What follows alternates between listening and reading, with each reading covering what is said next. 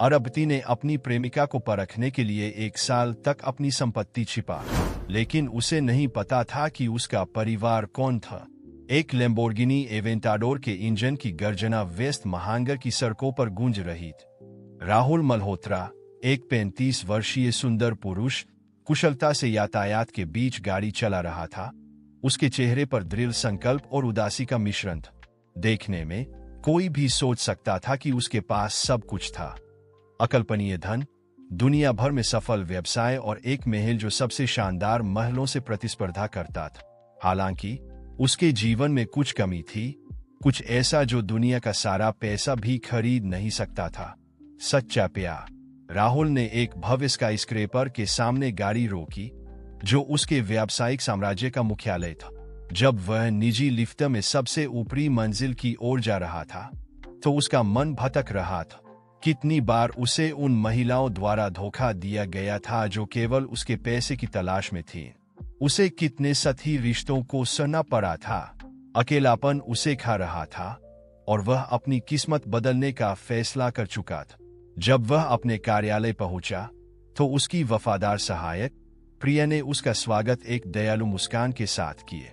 नमस्ते मल्होत्रा साहब, आपकी टोक्यो के निवेशकों के साथ 15 मिनट में वीडियो कॉन्फ्रेंस है। राहुल ने ध्यान भटके हुए सिर हिलाए। धन्यवाद प्रिय, लेकिन पहले मुझे वरिष्ठ प्रबंधन टीम के साथ एक तत्काल बैठक बुलाने की आवश्यकता है। मुझे एक महत्वपूर्ण घोषणा करनी है। प्रिया अपने बॉस के स्वर में गंभीरता से चौंक गई, सिर हिलाया और आदेश का पालन करने के लिए जल्दी से चली गई। 1 घंटे से भी कम समय में बोर्डरूम उत्सुक अधिकारियों से भरा हुआ था। राहुल ने दृढ़ कदमों के साथ प्रवेश किया और टेबल के सिरे पर अपनी जगह ले ली। बोलने से पहले उसकी नजर उसके विश्वसनीय कर्मचारियों के चेहरों पर घूम। सज्जनों, मैंने एक ऐसा निर्णय लिया है जो हमारे जीवन की दिशा बदल देगा। मैंने गायब होने का फैसला किया है। कमरे में आश्चर्य की एक लहर दौड़ गई। राहुल ने आवाजों को शांत करने के लिए एक हाथ उठाए। यह वह नहीं है जो आप सोच रहे हैं। मैं कंपनी को छोड़ने या अपने शेयर बेचने नहीं जा रहा हूं। मैं बस कुछ समय के लिए सार्वजनिक जीवन से दूर जा रहा हूं। मुझे खुद को खोजने की जरूरत है, और इसके लिए मुझे चमकदमक और सनसनीखेज पत्रिकाओं से दूर एक सामान्य जीवन जीना होगा। उनके शब्दों के बाद जो सन्नाटा छाया वह बहरा करने वाला था। अंत में उनके उपाध्यक्ष अमित वर्मा ने बोलने की हिम्मत की। लेकिन राहुल, आप इसे कैसे हासिल करने की योजना बना रहे हैं? आप देश के सबसे प्रसिद्ध व्यक्तियों में से एक हैं। राहुल ने रहस्यमय ढंग से मुस्कुराए। मेरे पास एक योजना है। अगले साल मैं एक छोटे से गांव में एक नकली पहचान के तहत रहूंगा। मैं एक मैकेनिक के रूप में काम करूंगा और एक पूरी तरह से अलग दृष्टिकोण से जीवन का अनुभव करूंगा। इस बीच आप व्यवसाय को चालू रखने के लिए जिम्मेदार होंगे। कमरा आवाजों और सवालों के अराजकता में फट गए। राहुल ने धैर्य से एक एक करके उनका जवाब दिया, अपनी योजना के विवरण समझा। बैठक के अंत में सभी ने रहस्य बनाए रखने और जो भी आवश्यक हो उसमें मदद करने का वादा किए। उस रात जब वह सादे कपड़ों के साथ एक मामूली सूटकेस पैक कर रहा था, तो राहुल को अपने सबसे अच्छे दोस्त अरुण शर्मा का फोन आए। क्या तुम इसके बारे में निश्चित हो? राहुल, यह पागलपन लगता है। राहुल ने आए भर, यही एकमात्र तरीका है। अरुण, मुझे यह जानने की जरूरत है कि क्या कोई मुझे इसलिए प्यार कर सकता है कि मैं कौन हूं, न कि मेरे पास क्या है। लाइन के दूसरी ओर एक पल के लिए चुप्पी छा गई। ठीक है दोस्त, तुम जानते हो कि तुम्हें जो भी चाहिए उसके लिए मैं तुम्हारे साथ हूं। शुक्रिया अरुण, वास्तव में मुझे चाहिए कि तुम मेरे लिए एक बहुत बड़ा एहसान कर। मुझे चाहिए कि जब तक मैं बाहर हूं तब तक तुम यहाँ मेरी आंखें और कान बन, और सबसे महत्वपूर्ण बात, तुम मेरे राज को सुरक्षित रखो। तुम पर भरोसा कर सकते हो। अरुण ने दृढ़ता से जवाब दिए।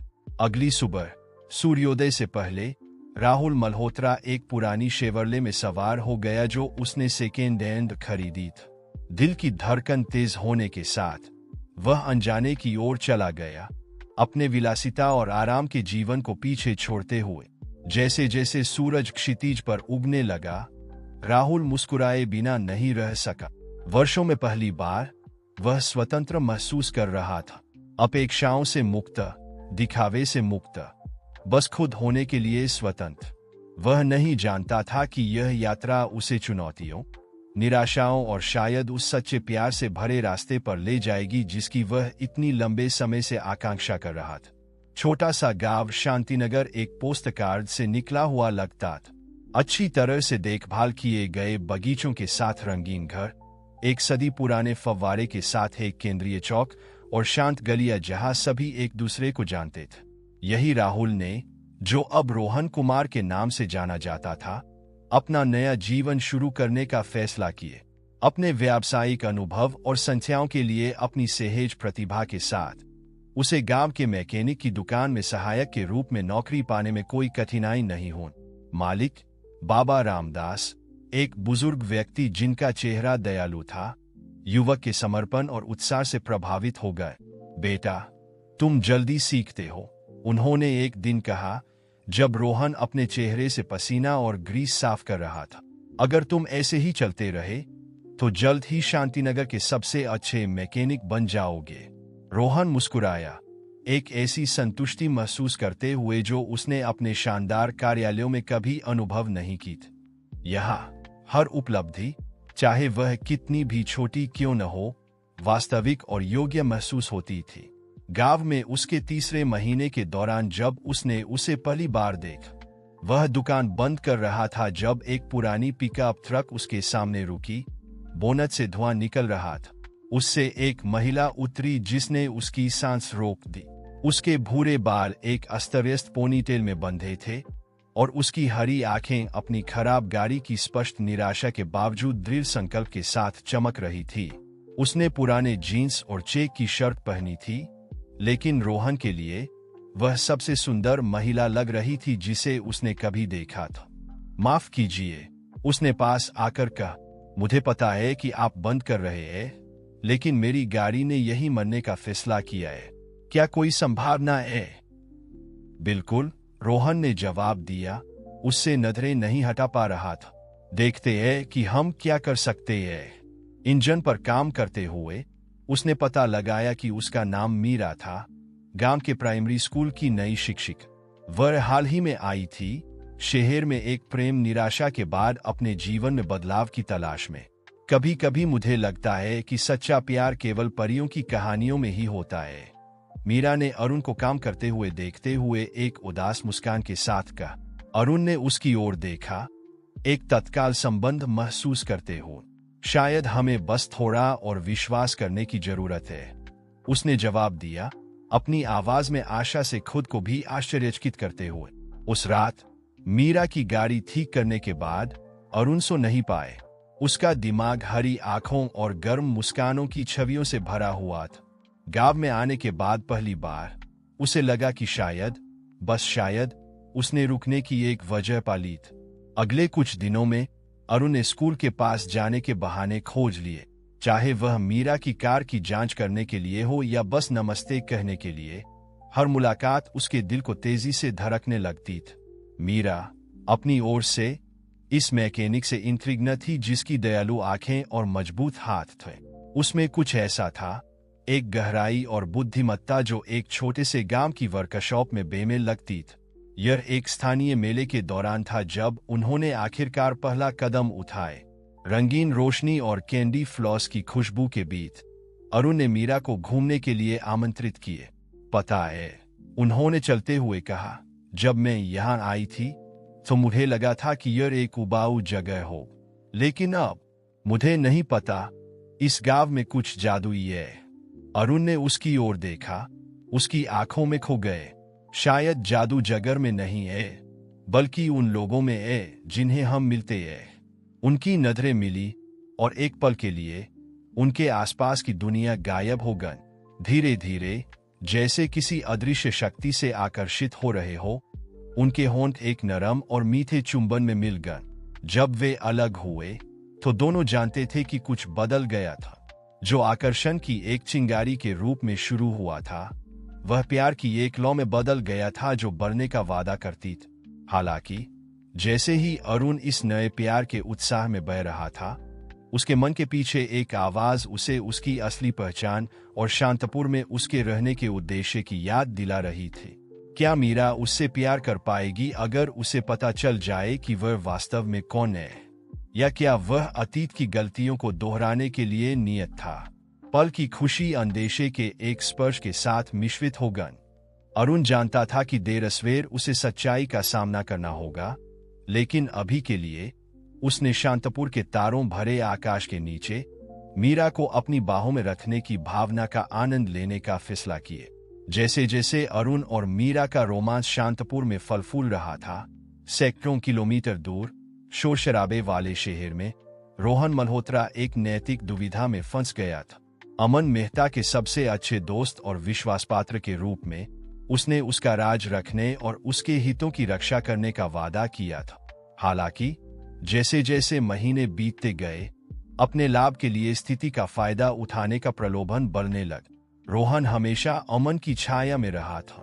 हालांकि उनकी दोस्ती वास्तविक थी, वह हर बार जब अपने दोस्त की सफलता और धन देखता था तो ईर्ष्या का एक झटका महसूस करने से खुद को रोक नहीं पाता था। अब अमन के बाहर होने के साथ अवसर असीम लग रहे थे।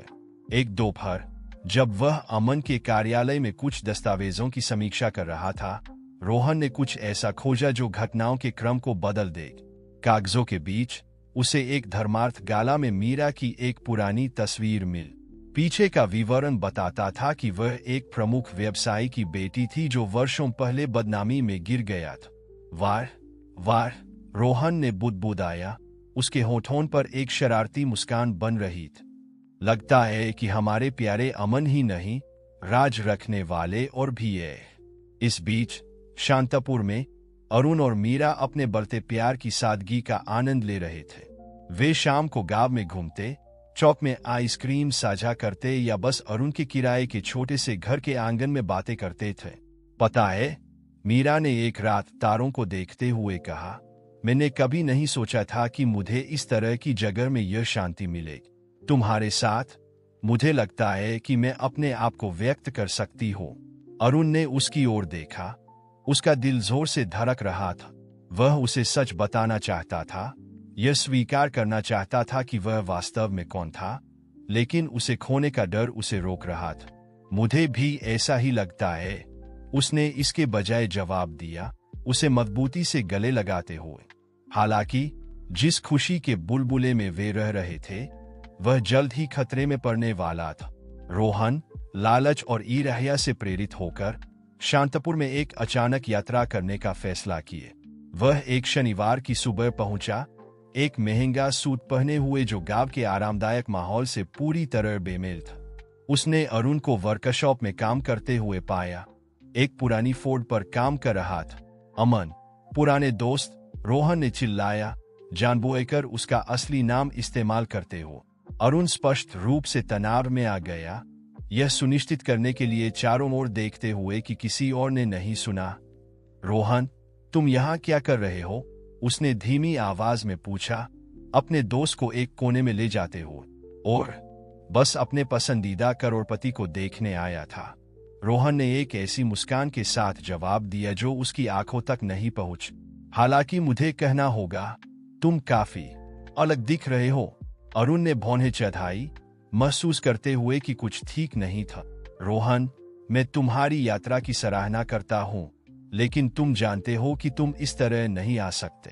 मैं एक लो प्रोफाइल रखने की कोशिश कर रहा हूँ। रोहन ने झूठी मासूमियत के इशारे में अपने हाथ उठा। मैं जानता हूँ, मैं बस यह सुनिश्चित करना चाहता था कि तुम ठीक और तुम्हारे नए रोमांस के लिए बधा। मीरा, एना, एक आकर्षक महिला। अरुण के चेहरे से रंग उठ गए। कैसे? मेरे अपने स्रोत है, रोहन ने आंख मारते हुए जवाब दिए। लेकिन चिंता मत करो, तुम्हारा राज मेरे साथ सुरक्षित है। हालांकि मैं सोच रहा हूं कि क्या वह अपने रहस्यों को उतनी ही सावधानी से रखती है। इससे पहले कि अरुण उससे अधिक पूछताछ कर पाता, रोहन ने जल्द ही वापस आने का वादा करते हुए विदा ली। जैसे ही वह उसे दूर जाते देख रहा था, अरुण ने महसूस किया कि उसके पैरों के नीचे की जमीन कांपने लगी थी। रोहन मीरा के बारे में क्या जानता था और वह उस जानकारी के साथ क्या करने की योजना बना रहा था? उस रात जब वह गांव के छोटे से रेस्तरां में मीरा के साथ खाना खा रहा था, अरुण खुद को दूर और चिंतित पाए। मीरा ने उसके व्यवहार में बदलाव को नोटिस किया और उसका हाथ पकड़ लिए। क्या सब ठीक है अरुण? तुम चिंतित लग रहे हो। अरुण ने मीरा की ओर देखा। उसकी आंखों में भावनाओं का तूफान था। अंत में उसने आंशिक रूप से ईमानदार होने का फैसला किए। मीरा, मुझे तुमसे कुछ कहना है। वह शुरू हुआ। उसकी आवाज मुश्किल से एक फुसफुसाहट था। मेरा अतीत जटिल है। मेरा अतीत जटिल है। मेरे बारे में ऐसी बातें हैं जो तुम नहीं जानती। ऐसी बातें जो मुझे डर है कि मेरे प्रति तुम्हारी भावनाओं को बदल सकती है। मीरा ने उसका हाथ थाम लिया। उसकी हरी आंखें समझ से भरी थी। अरुण, हम सभी के पास एक अतीत होता है। मुझे जो महत्वपूर्ण लगता है वह यह है कि तुम अब कौन हो। वह व्यक्ति जिससे मैं प्यार करने लगी हो। उसके शब्द, हालांकि सांत्वनादायक थे, केवल अरुण के अपराधबोध को बढ़ा दिए। वह उसे सब कुछ बताना चाहता था, लेकिन उसे खोने का डर बहुत बड़ा था। इसके बजाय उसने विषय बदलने का फैसला किए। समझने के लिए धन्यवाद, उसने एक जबरदस्ती की मुस्कान के साथ कहा।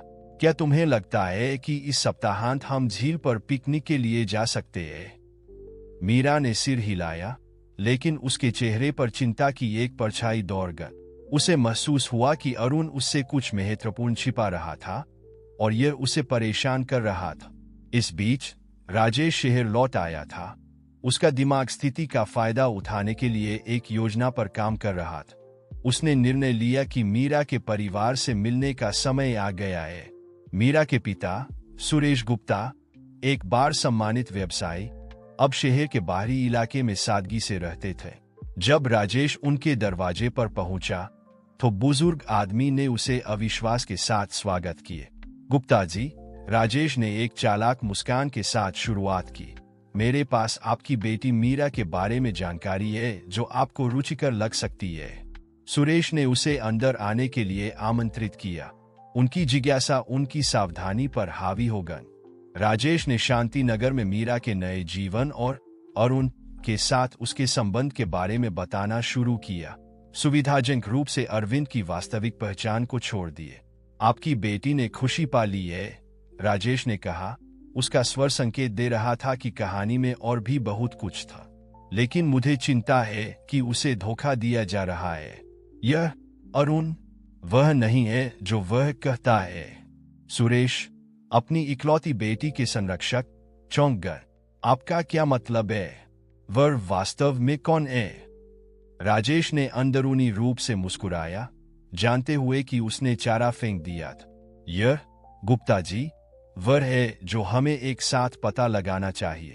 बेशक, मीरा की भलाई के लिए। जबकि राजेश सुरेश के मन में संदेह के बीज बो रहा था, अरुण और मीरा झील पर अपने पिकनिक दिवस का आनंद ले रहे थे। क्रिस्टल पानी नीले आकाश को प्रतिबिंबित कर रहा था और हल्की हवा पास के देवदार के पेड़ों की सुगंध ला रही थी। मीरा हंस रही थी जब अरुण एक अस्थायी मछली पकड़ने की छड़ी बनाने की कोशिश कर रहा था, जिसमें उसे ज्यादा सफलता नहीं मिल रही थी। क्या तुम्हें यकीन है कि तुम जानते हो कि तुम क्या कर रहे हो? उसने हंसते हुए पूछा। अरुण ने उसकी ओर देखा, नकली रोष का अभिनय करते हुए। बिल्कुल, मैं शहरी मछली पकड़ने में विशेषज्ञ हूँ। शहरी मछली पकड़ना? मीरा ने एक भौं उठाई। मनोरंजन से?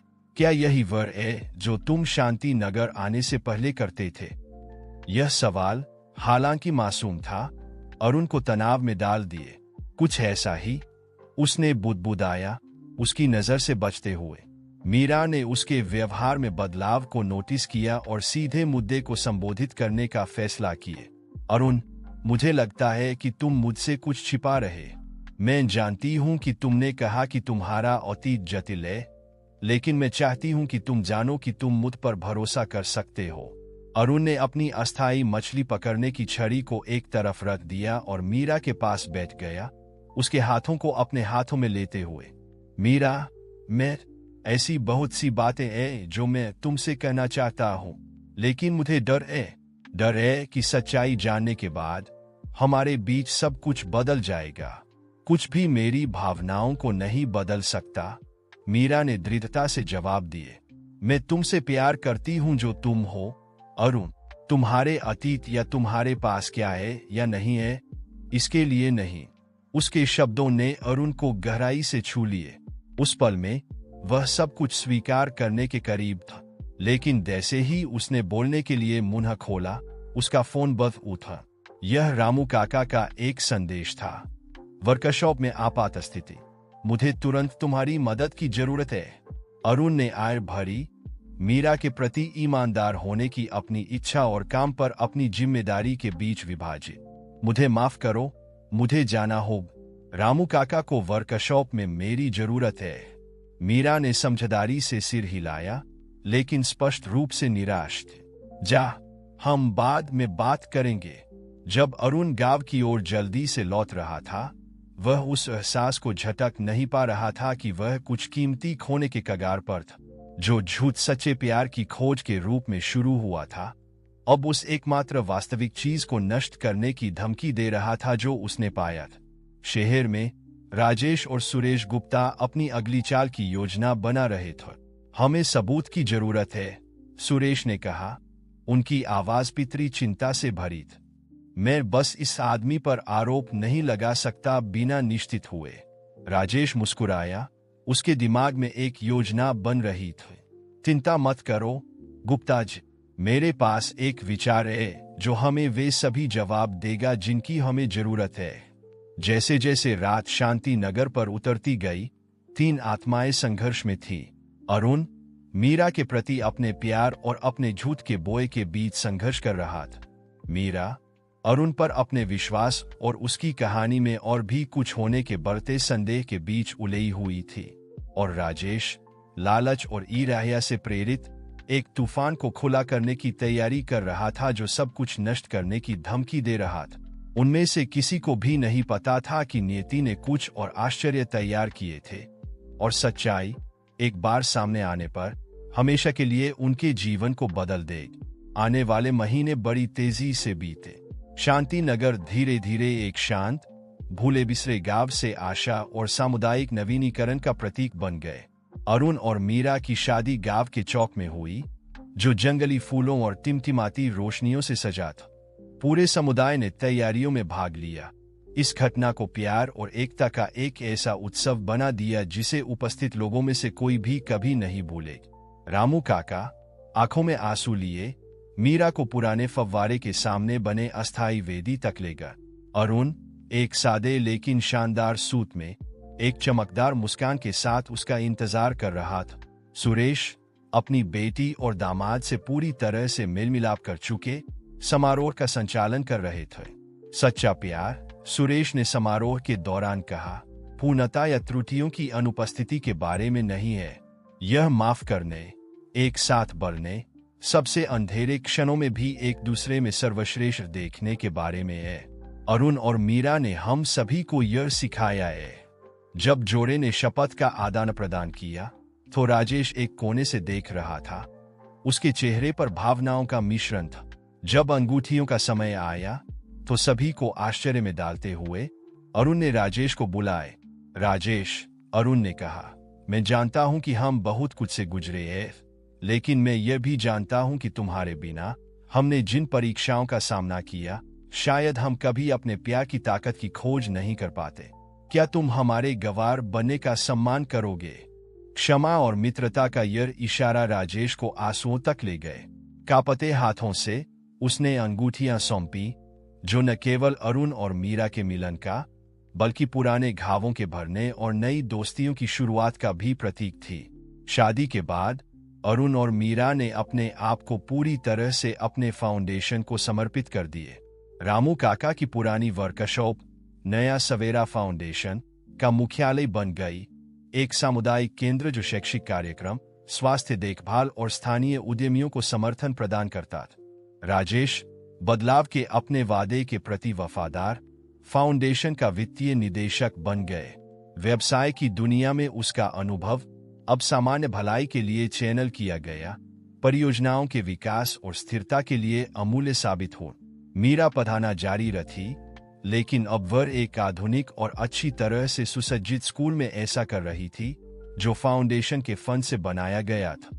उसकी कक्षाएं नवीन शिक्षा का एक मॉडल बन गई जो पूरे देश के शिक्षकों को आकर्षित करती थीं जो उसके दृष्टिकोण से सीखना चाहते थे। अरुण अपनी ओर से अपने समय को अपने व्यवसायों के प्रबंधन अब एक बहुत ही नैतिक और टिकाऊ दृष्टिकोण के साथ और फाउंडेशन में काम करने के बीच बांटता था। उसने पाया कि उसका सच्चा जुनून लोगों के जीवन में वास्तविक अंतर लाने के लिए अपनी संपत्ति और ज्ञान का उपयोग करना था।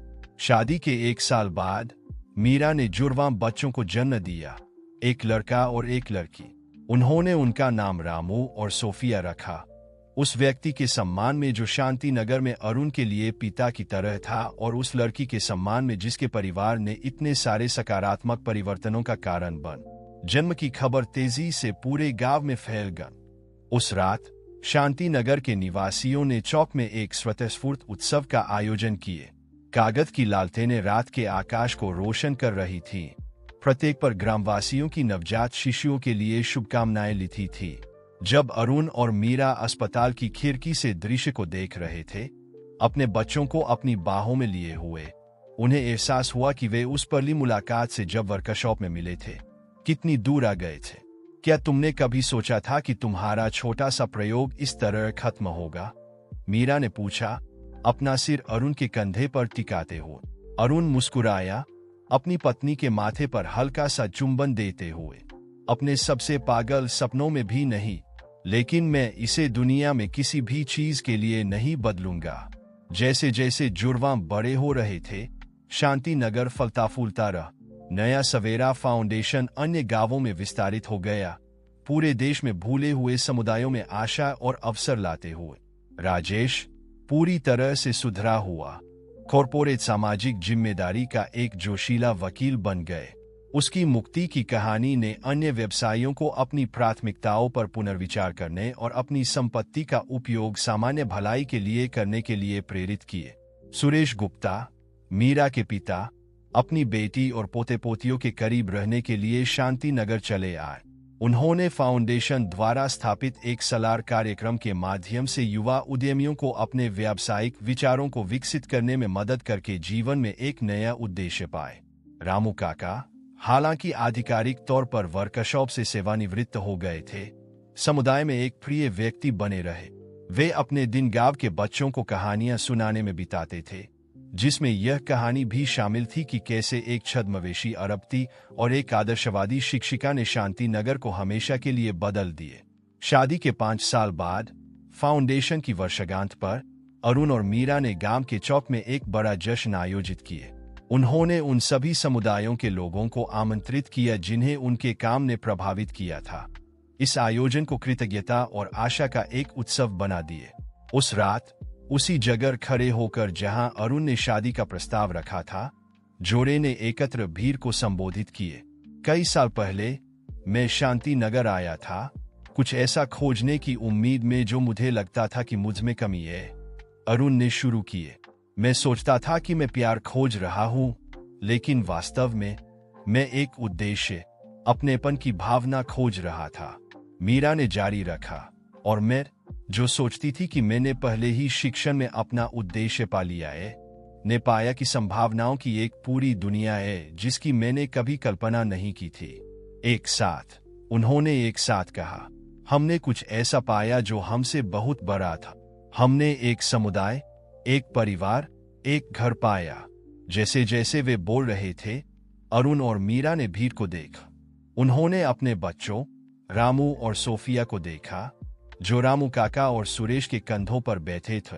उन्होंने राजेश को देखा, जो आंखों में आंसू लिए मुस्कुरा रहा था। उन्होंने सैकड़ों लोगों के चेहरों को देखा जिनके जीवन उनके प्यार और काम से प्रभावित हुए थे। उस पल में शांति नगर के तारों के नीचे अरुण और मीरा ने जाना कि उन्होंने किसी भी धन से कहीं अधिक मूल्यवान कुछ पाया था। उन्होंने दुनिया में अपना सच्चा स्थान पाया था। वास्तविक प्यार और सच्चे उद्देश्य से घिरा हो।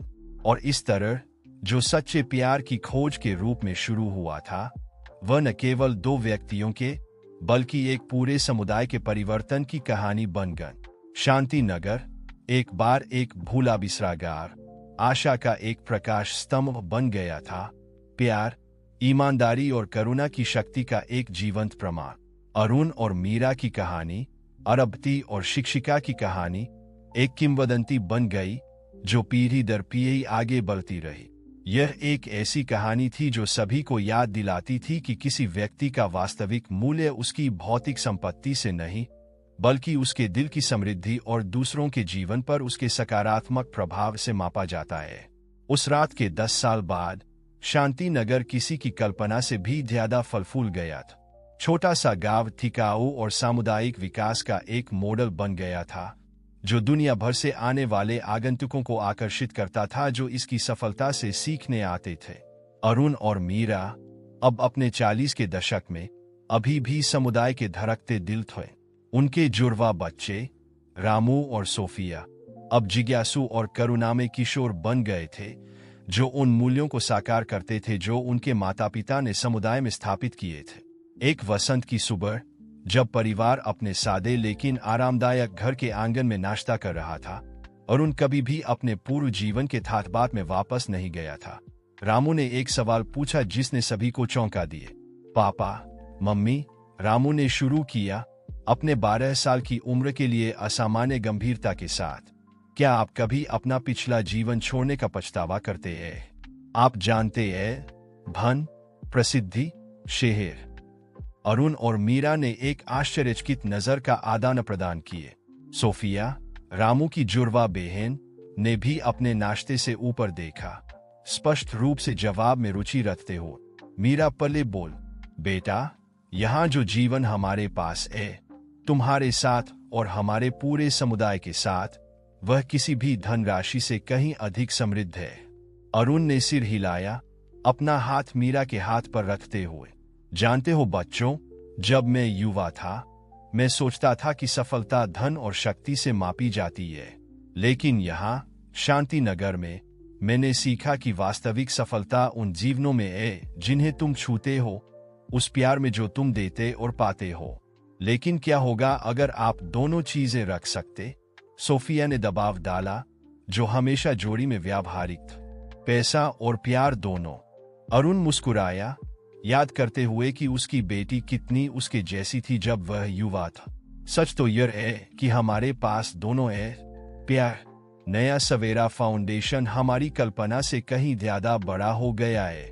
हम हर साल हजारों लोगों की मदद करते हैं, लेकिन हम ऐसे तरीके से करते हैं जो हमें वास्तव में महत्वपूर्ण चीजों से जुड़े रहने देता है।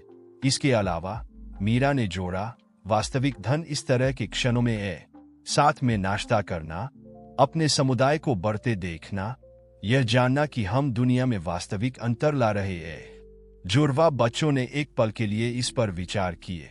फिर रामू मुस्कुराए, मुझे लगता है कि मैं समझ गए। यह वैसा ही है जैसा दादा रामू हमेशा कहते हैं, प्यार एकमात्र खजाना है जो बांटने पर बढ़ता है। बिल्कुल सही, अरुण ने कहा, अपने बच्चों की समझदारी पर गर्व की एक लहर महसूस करते हो। उस दोपहर जब अरुण फाउंडेशन के मुख्यालय की ओर शांति नगर की गलियों से चल रहा था, वह यह देखकर अचंभित हुए बिना नहीं रह सका कि गांव कितना बदल गया था। सड़कें, जो एक समय धूल भरी और भुलाई हुई थीं, अब जीवन से भरी हुई थी। छोटे स्थानीय व्यवसाय फल फूल रहे थे, स्कूल उत्साही बच्चों से भरे थे, और हवा में ही आशा और संभावनाओं का माहौल था। फाउंडेशन पहुंचने पर उन्होंने राजेश से मुलाकात की, जो अब न केवल वित्तीय निदेशक था, बल्कि दैनिक प्रबंधन में उनका दाहिना हाथ भी था। अरुण, राजेश ने मुस्कुराते हुए अभिवादन किया, मेरे पास शानदार खबर है। पड़ोसी क्षेत्र में हमने जो माइक्रो क्रेडिट कार्यक्रम शुरू किया था, वह अद्भुत परिणाम दे रहा है। केवल 6 महीनों में रोजगार दर 15% बढ़ गई है। अरुण मुस्कुराया, याद करते हुए कि वे प्रतिद्वंद्विता और विश्वासघात के उन दिनों से कितनी दूर आ गए थे। यह शानदार है, राजेश। तुम जानते हो, मैं सोच रहा था, तुम्हें कार्यक्रम को राष्ट्रीय स्तर पर विस्तारित करने के बारे में क्या लगता है? राजेश की आंखें उत्साह से चमक उठी। क्या तुम्हें यकीन है यह एक बड़ा कदम होगा? मुझे लगता है कि यह समय आ गया है, अरुण ने जवाब दिए। हमने साबित कर दिया है कि हमारा मॉडल काम करता है। कल्पना करो कि अगर हम इसे पूरे देश में ले जाएं तो कितने जीवन बदल सकते हैं। जब वे योजना के विवरणों पर चर्चा कर रहे थे, मीरा कार्यालय में प्रवेश की। उसके चेहरे पर उत्तेजना का भाव था। अरुण, राजेश, तुम यह नहीं मानोगे, उसने कहा, लगभग सांस फूली हो। मुझे अभी एक कॉल मिला है। हमें ग्लोबल सोशल इनोवेशन अवार्ड के लिए नामांकित किया गया है। वे चाहते हैं कि हम अगले महीने अंतर्राष्ट्रीय सम्मेलन में अपना सामुदायिक विकास मॉडल प्रस्तुत करें। यह खबर उन्हें आश्चर्यचकित करेगा। ग्लोबल सोशल इनोवेशन अवार्ड विकास और परोपकार के क्षेत्र में सबसे प्रतिष्ठित मान्यताओं में से एक था। यह अविश्वसनीय है, अरुण ने बुदबुदाया। मान्यता के महत्व से अभिभूत, यह इससे भी ज्यादा है, राजेश ने कहा। उसकी आवाज भावना से भरी हुई थी। यह उन सभी चीजों का सत्यापन है जिनके लिए हमने काम किया है। यह शांति नगर की भावना को दुनिया तक पहुंचाने का अवसर है। तीनों ने एक दूसरे को देखा, यह जानते हुए कि वे किसी बड़ी चीज के किनारे पर थे। कुछ ऐसा जो न केवल उनके जीवन को बदल सकता था, बल्कि दुनिया भर में अनगिनत लोगों के जीवन को भर। आने वाले हफ्तों में पूरा शांति नगर प्रस्तुति तैयार करने के लिए जुट गए। कैसे एक भूले बिसरे गांव ने खुद को टिकाऊ और सामुदायिक विकास के एक मॉडल में बदल दिया।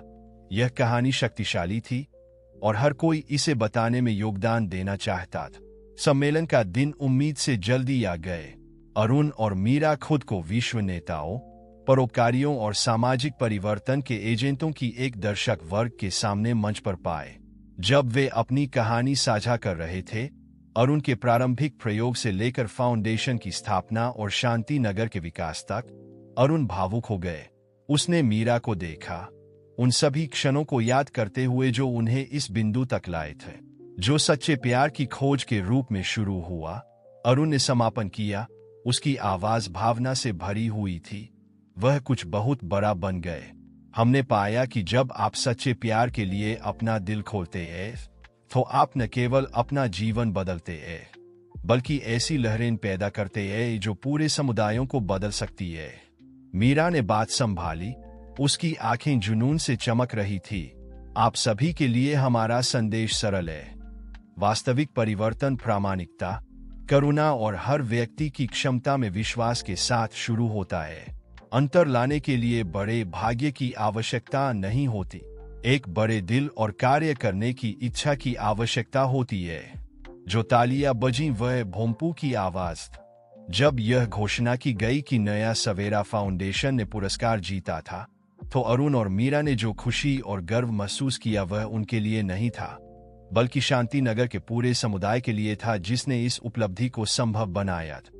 उस रात शांति नगर लौटने पर पूरा गांव जश्न मनाने के लिए चौक में इकट्ठा हो। जब अरुण और मीरा ने खबर साझा की और पुरस्कार दिखाया, तो उन्होंने अपने पड़ोसियों, दोस्तों और परिवार की आंखों में एक सपने के पूरा होने का प्रतिबिंब देखा। रामू काका, अब एक सम्मानित बुजुर्ग लेकिन अभी भी जीवन से भरे हुए, आंखों में आंसू लिए उनके पास आए।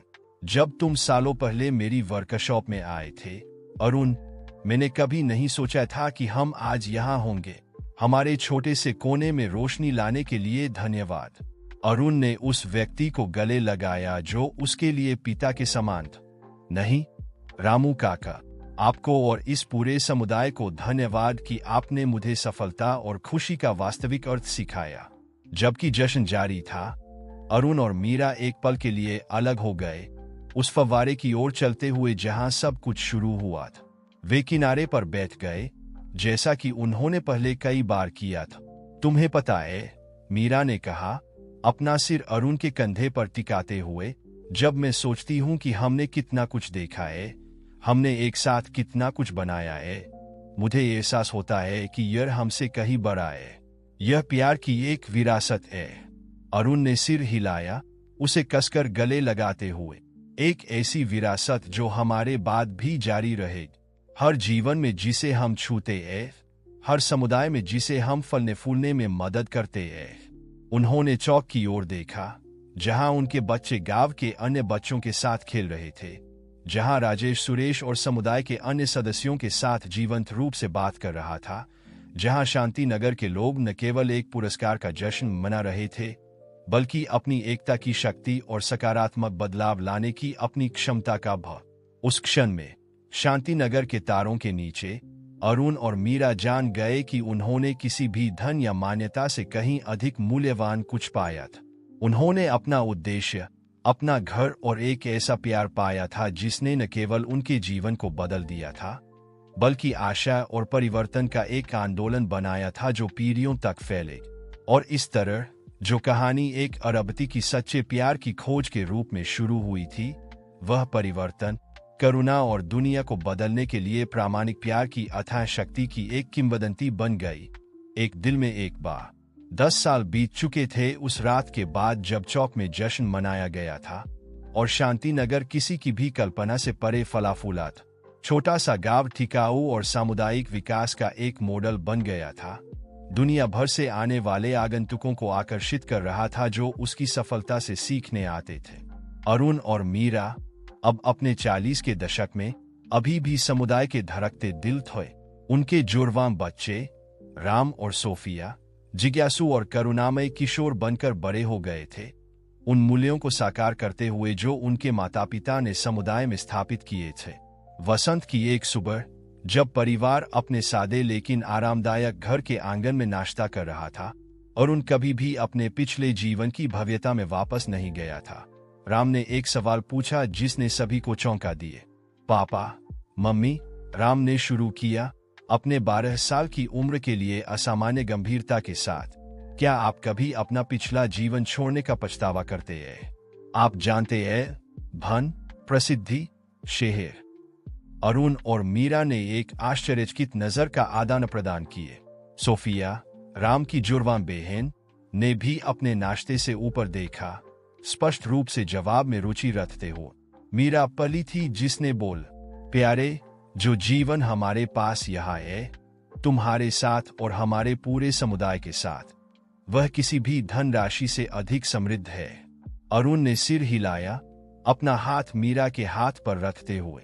तुम जानते हो बच्चों, जब मैं युवा था, मैं सोचता था कि सफलता धन और शक्ति से मापी जाती है, लेकिन यहाँ शांति नगर में मैंने सीखा कि वास्तविक सफलता उन जीवनों में है जिन्हें तुम छूते हो, उस प्यार में है जो तुम देते और पाते हो।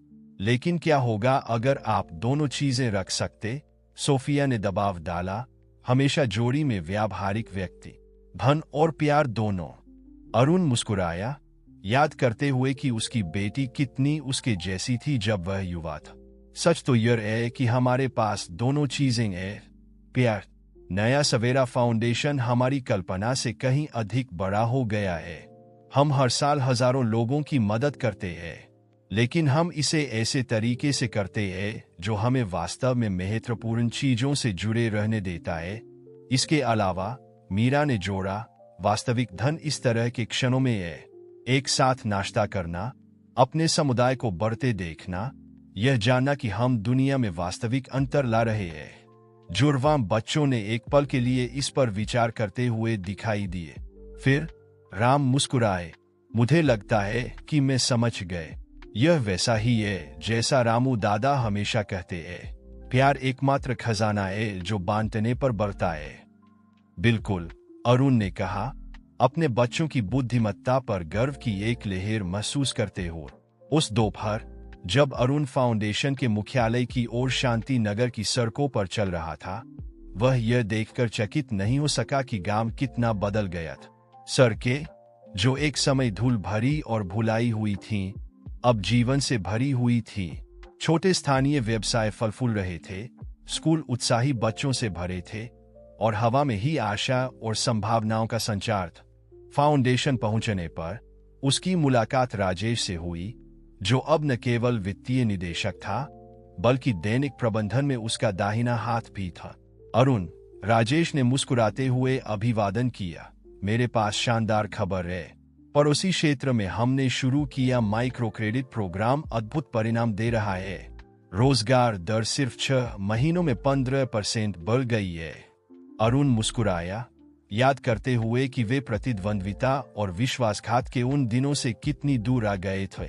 यह शानदार है राजे, तुम जानते हो, मैं सोच रहा था, तुम्हें क्या लगता है अगर हम इस कार्यक्रम को राष्ट्रीय स्तर पर विस्तारित करें? राजेश की आंखें उत्साह से चमक उठी। क्या तुम्हें यकीन है यह एक बड़ा कदम होगा? मुझे लगता है कि यह समय है, अरुण ने जवाब दिए। हमने साबित कर दिया है कि हमारा मॉडल काम करता है। कल्पना करो कि अगर हम इसे पूरे देश में ले जाएं तो कितने जीवन बदल सकते हैं। जैसे ही वे योजना के विवरणों पर चर्चा कर रहे थे, मीरा कार्यालय में प्रवेश की। उसके चेहरे पर उत्साह का भाव था। अरुण, राजेश, तुम यह नहीं मानोगे, उसने कहा, लगभग सांस फूली हो। मुझे अभी एक कॉल मिला है। हमें ग्लोबल सोशल इनोवेशन अवार्ड के लिए नामांकित किया गया है। वे चाहते हैं कि हम अगले महीने अंतर्राष्ट्रीय सम्मेलन में अपना सामुदायिक विकास मॉडल प्रस्तुत करें। यह खबर उन्हें चौंका देने वाली थी। ग्लोबल सोशल इनोवेशन अवार्ड विकास और परोपकार के क्षेत्र में सबसे प्रतिष्ठित मान्यताओं में से एक था। यह अविश्वसनीय है, अरुण ने बुदबुदाया, मान्यता के महत्व से अभिभूत। यह इससे भी अधिक है, राजेश ने कहा, उसकी आवाज भावना से भरी थी। यह सब कुछ का सत्यापन है जिसके लिए हमने काम किया है। यह शांति नगर की भावना को दुनिया तक ले जाने का अवसर है। तीनों ने एक दूसरे को देखा, यह जानते हुए कि वे किसी बड़ी चीज के किनारे पर थे। कुछ ऐसा जो न केवल उनके जीवन को बदल सकता था, बल्कि दुनिया भर में अनगिनत लोगों के जीवन को आने वाले हफ्तों में पूरा शांति नगर प्रस्तुति की तैयारी के लिए जुट गए। कैसे एक भूला बिसरा गांव टिकाऊ और सामुदायिक विकास का एक मॉडल बन गया। यह कहानी शक्तिशाली थी और हर कोई इसे बताने में योगदान देना चाहता था। सम्मेलन का दिन उम्मीद से जल्दी आ गए। अरुण और मीरा खुद को विश्व नेताओं, परोपकारियों और सामाजिक परिवर्तन के एजेंटों की एक दर्शक वर्ग के सामने मंच पर पाए। जैसे जैसे वे अपनी कहानी साझा कर रहे थे, अरुण के प्रारंभिक प्रयोग से लेकर फाउंडेशन की स्थापना और शांति नगर के विकास तक, अरुण भावुक नहीं हो सका। उसने मीरा को देखा, उन सभी क्षणों को याद करते हुए जिन्होंने उन्हें इस बिंदु तक पहुंचाया था, जो सच्चे प्यार की खोज के रूप में शुरू हुआ। अरुण ने निष्कर्ष निकाला, उसकी आवाज भावना से भरी थी, वह कुछ बहुत बड़ा बन गए। हमने पाया कि जब आप वास्तविक प्यार के लिए अपना दिल खोलते हैं, तो आप न केवल अपना जीवन बदलते हैं, बल्कि ऐसी लहरें पैदा करते हैं जो पूरे समुदायों को बदल सकती है। मीरा ने बात संभाली, उसकी आंखें जुनून से चमक रही थी। आप सभी के लिए हमारा संदेश सरल है। वास्तविक परिवर्तन प्रामाणिकता, करुणा और हर व्यक्ति की क्षमता में विश्वास के साथ शुरू होता है। अंतर लाने के लिए बड़े भाग्य की आवश्यकता नहीं होती, एक बड़े दिल और कार्य करने की इच्छा की आवश्यकता होती है। जो तालियां बजीं वह भोंपू की आवाज। जब यह घोषणा की गई कि नया सवेरा फाउंडेशन ने पुरस्कार जीता था, तो अरुण और मीरा ने जो खुशी और गर्व महसूस किया वह उनके लिए नहीं था, बल्कि शांति नगर के पूरे समुदाय के लिए था जिसने इस उपलब्धि को संभव बनाया था। उस रात शांति नगर लौटने पर पूरा गांव चौक में इकट्ठा हुआ था जश्न मनाने के लिए। जब अरुण और मीरा ने खबर साझा की और पुरस्कार दिखाया, तो उन्होंने अपने पड़ोसियों, दोस्तों और परिवार की आंखों में एक सपने के पूरा होने का प्रतिबिंब देखा। रामू काका, अब एक सम्मानित बुजुर्ग लेकिन अभी भी जीवन से भरपूर, आंखों में आंसू लिए उनके पास आ। जब तुम सालों पहले मेरी वर्कशॉप में आए थे, अरुण, मैंने कभी नहीं सोचा था कि हम आज यहाँ होंगे।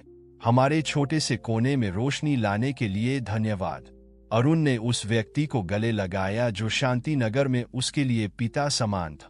नहीं, रामू काका, आपको और इस पूरे समुदाय को धन्यवाद कि आपने मुझे सफलता और खुशी का वास्तविक अर्थ सिखाया। जैसे जैसे जश्न जारी रहा, अरुण और मीरा एक पल के लिए अलग हो गए, उस फव्वारे की ओर चलते हुए जहां सब कुछ शुरू हुआ था। वे किनारे पर बैठ गए, जैसा कि उन्होंने पहले कई बार किया था। अरुण, मीरा, एक पल के लिए अलग हो गए, उस फव्वारे की ओर चलते हुए जहां सब कुछ शुरू हुआ था। वे किनारे पर बैठ गए, जैसा कि उन्होंने पहले कई बार किया था। अरुण, मीरा, एक पल के लिए अलग हो गए, उस फव्वारे की ओर चलते हुए जहां सब कुछ शुरू हुआ था। वे किनारे पर बैठ गए, जैसा कि उन्होंने पहले कई बार किया था। तुम जानती हो, मीरा ने कहा, अपना सिर अरुण के कंधे पर टिकाते हुए, जब मैं सोचती हूं कि हमने कितना कुछ देखा है, हमने साथ में कितना कुछ बनाया है, मुझे एहसास होता है कि यह हमसे कहीं बड़ा है। यह प्यार की एक विरासत है। अरुण ने सिर हिलाया, उसे कसकर गले लगाते हुए। एक विरासत जो हमारे बाद भी जारी रहे, हर जीवन में जिसे हम छूते हैं, हर समुदाय में जिसे हम फलने फूलने में मदद करते हैं। उन्होंने चौक की ओर देखा, जहां उनके बच्चे गांव के अन्य बच्चों के साथ खेल रहे थे, जहां राजेश सुरेश और समुदाय के अन्य सदस्यों के साथ जीवंत रूप से बात कर रहा था, जहां शांति नगर के लोग न केवल एक पुरस्कार का जश्न मना रहे थे, बल्कि अपनी एकता की शक्ति और सकारात्मक बदलाव लाने की अपनी क्षमता का भाव। उस क्षण में शांति नगर के तारों के नीचे अरुण और मीरा जानते थे कि उन्होंने किसी भी धन या मान्यता से कहीं अधिक मूल्यवान कुछ पाया था। उन्होंने अपना उद्देश्य, अपना घर और एक ऐसा प्यार पाया था जिसने न केवल उनके जीवन को बदल दिया था, बल्कि आशा और परिवर्तन का एक आंदोलन बनाया था जो पीढ़ियों तक फैले। और इस तरह जो सच्चे प्यार की खोज के रूप में शुरू हुआ था, वह परिवर्तन, करुणा और दुनिया को बदलने के लिए वास्तविक प्यार की अथाह शक्ति की एक किंवदंती बन गई। एक दिल एक बार में।